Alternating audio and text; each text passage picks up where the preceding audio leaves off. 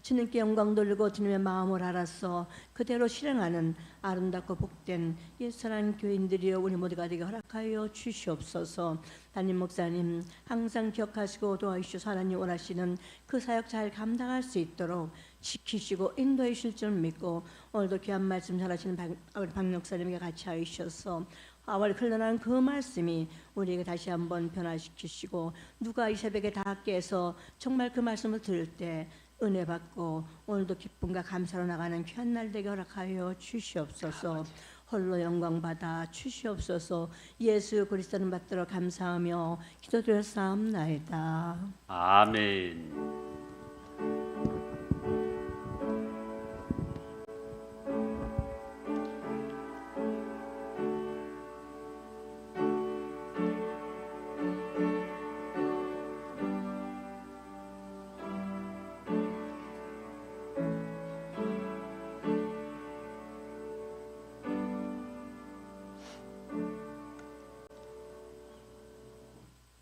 오늘 성경 말씀은 요한 1서 3장입니다. 요한 1서 3장 10절에서 16절 말씀 가운데 10절과 15절, 16절을 합독하십니다. 요한 1서 3장 10절 그리고 15절, 16절 말씀 같이 합독하십니다. 신약성경 391페이지 요한 1서 3장 10절 말씀. 이러므로 하나님의 자녀들과 마귀의 자녀들이 드러나나니 무릇 의를 행하지 아니하는 자나 또는 그 형제를 사랑하지 아니하는 자는 하나님께 속하지 아니하니라. 15절 말씀입니다. 그 형제를 미워하는 자마다 살인하는 자니 살인하는 자마다 영생이 그 속에 거하지 아니하는 것을 너희가 아는 바라. 그가 우리를 위하여 목숨을 버리셨으니 우리가 이로써 사랑을 알고 우리도 형제들을 위하여 목숨을 버리는 것이 마땅하니라. 아멘.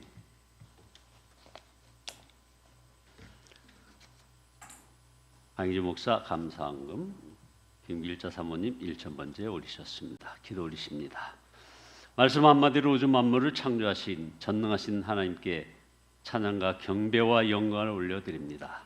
저희 모든 허물과 죄를 주 앞에 낱낱이 고아오니 주여 용서하여 주시고 십자가 사랑 감사하며 나가는 걸음걸음 되어지게 인도하여 주시옵소서. 귀한 예물 주 앞에 드렸나이다. 드려진 예물 가운데 담겨있는 간절한 기도가 있나이다. 주께서 기뻐 연락하시고 그 모든 기도에 속히 응답되는 은혜의 역사가 있어지게 축복하여 주시옵소서. 예수님의 이름으로 기도드리옵나이다. 아멘. 함께 인사 나누십니다. 사랑합니다.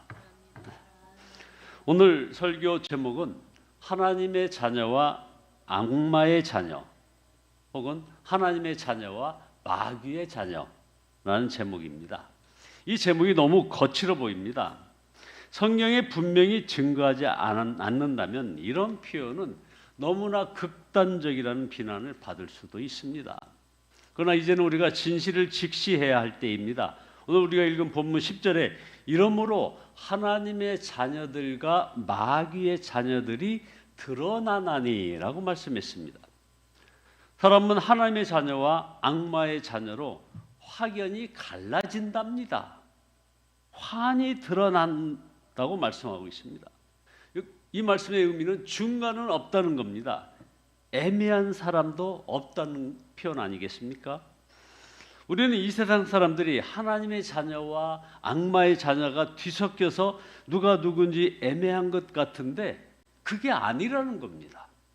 그래서 우리를 심각하게 만듭니다. 여러분 주변 사람들 생각해 보세요. 이게 구분이 됩니까? 무엇보다도 우리들 자신은 하나님의 자녀입니까? 악마의 자녀입니까? 이거 어떻게 구분하죠? 무엇을 보고 그렇게 확연히 구분이 된다는 것입니까? 요한 사도는 그 기준에 대해서 10절에서 이어서 말씀하고 있습니다. 무릇 의를 행하지 아니하는 자나 또는 그 형제를 사랑하지 아니하는 자는 하나님께 속하지 아니하니라. 문맥을 쭉 읽어보니까 의를 행하지 않는 사람과 형제자매를 사랑하지 않는 사람은 악마의 자녀라는 그런 말입니다. 만약 이 말씀이 성경이 아니라면 우리는 할 말이 많을 겁니다. 그러나 성경은 아주 단호하게 증거합니다. 하나님의 자녀는 서로 사랑해야 한다는 것입니다. 그래서 11절에 우리는 서로 사랑할지니 이는 너희가 처음부터 들은 소식이라. 그러니까 의를 행하지 않는 것과 형제를 미워하는 것은 같은 뿌리에서 나온 것입니다. 악마입니다. 이것을 우리가 분명하고 확실하게 인정해야 합니다. 요한 사도는 이것을 가인의 예를 통하여 12절에서 증거하고 있습니다. 가인같이 하지 말라. 그는 악한 자에게 속하여 그 아우를 죽였으니 어떤 이유로 죽였느냐? 자기의 행위는 악하고 그의 아우의 행위는 의로움이라. 가인이 동생을 죽였는데 왜 동생을 죽인 것입니까? 뭔가 이유가 있을 것 아닙니까? 이유는 한 가지. 가인이 악한 자에게 속한 사람이어서 자기 동생을 쳐 죽였다는 것입니다. 그래서 12절에 어떤 이유로 죽였느냐? 자기의 행위는 악하고 그의 아우의 행위는 의로움이라. 가인이 하나님께 드린 제사는 상달되지 않았고 아벨이 드린 제사는 하나님께서 기뻐 받으신 것 때문입니다. 동생이 무엇을 잘못한 일이 있어서 죽인 것이 아니라는 것입니다. 가인은 올바르게 살고 하나님을 잘 믿는 동생 아벨에게서 질투심을 느꼈고 미워하게 되었습니다. 그러다가 동생을 죽인 것입니다.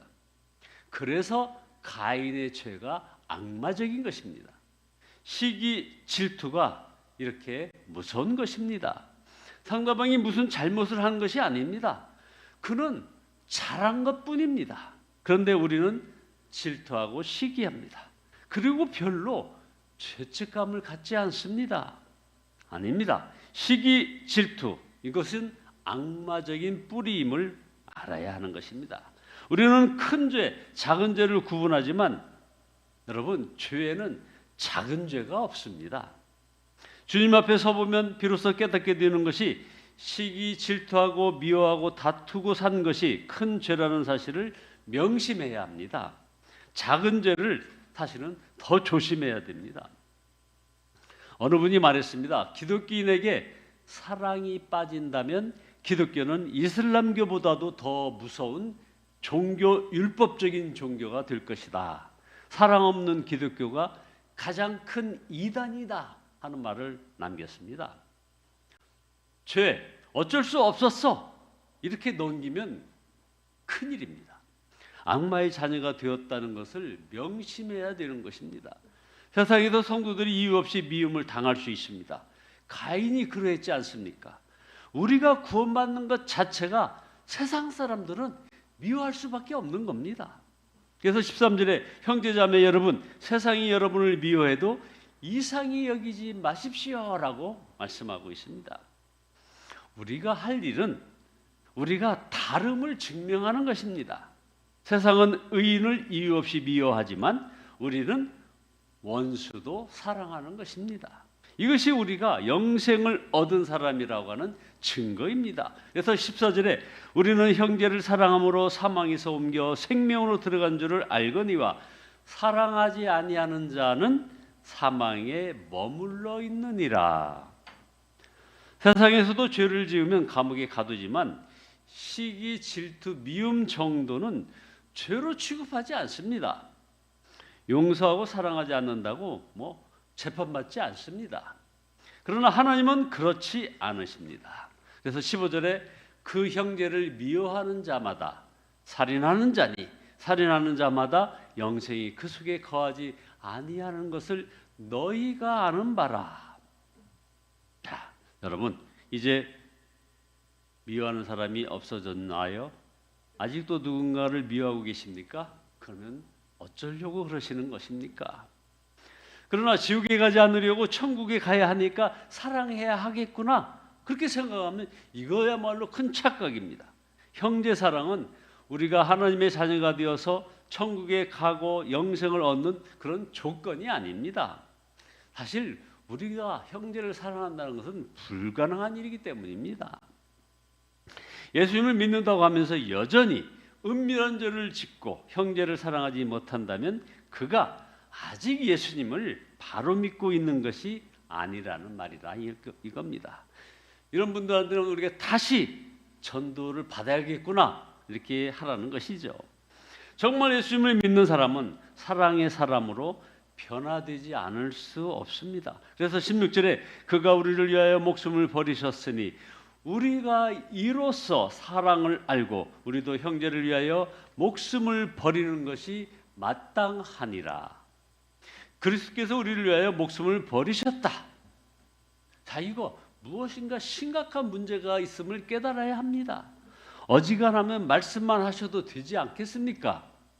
잘못 알아들으면 하늘에서 무슨 큰 글씨로 몇 달 동안 써놓으면 누구나 알아듣고 보지 않겠습니까? 죄 지은 사람들 벌 세우면 되지 않겠습니까? 꼭 우리 예수님께서 죽으셔야 하는 것입니까? 왜 그렇게까지 하셔야 했나요? 악마가 역사하고 있고 죄 지은 자는 반드시 지옥에 갈 것이기 때문입니다. 이것을 깨달아야 삶이 바뀌게 되는 것입니다. 여러분은 자신이 정말 지옥에 갈 죄인이었음을 깨달으셨습니까? 우리가 지옥에 가기 위하여 죄를 많이 지을 필요가 없습니다. 한 가지 죄만 지어도 지옥에 갑니다. 정말 그럴까요? 여러분이 생각하기에 아담과 이브는 하나님 앞에서 몇 번이나 죄를 지은 것 같습니까? 딱 한 번이었습니다. 아담과 하와는 여러분이 지은 죄보다 엄청난 큰 죄를 지은 것 같습니까? 그는 한 번 딱 불순종하고서 에덴 동산에서 쫓겨났습니다. 자, 여러분의 영적 상태를 한번 점검하시기 바랍니다. 여러분의 심령에 하나님의 영이 역사한 흔적이 있습니까? 죄를 청산할 자신이 없다. 도무지 사랑이 안 되는 사람이 있다 하는 사람이 있습니까? 그렇다면 우리 주님께서 내일 오신다 해도 안 되겠습니까? 주님이 내일 오신다면 죄를 청산하지요. 사랑하지요 하는 마음이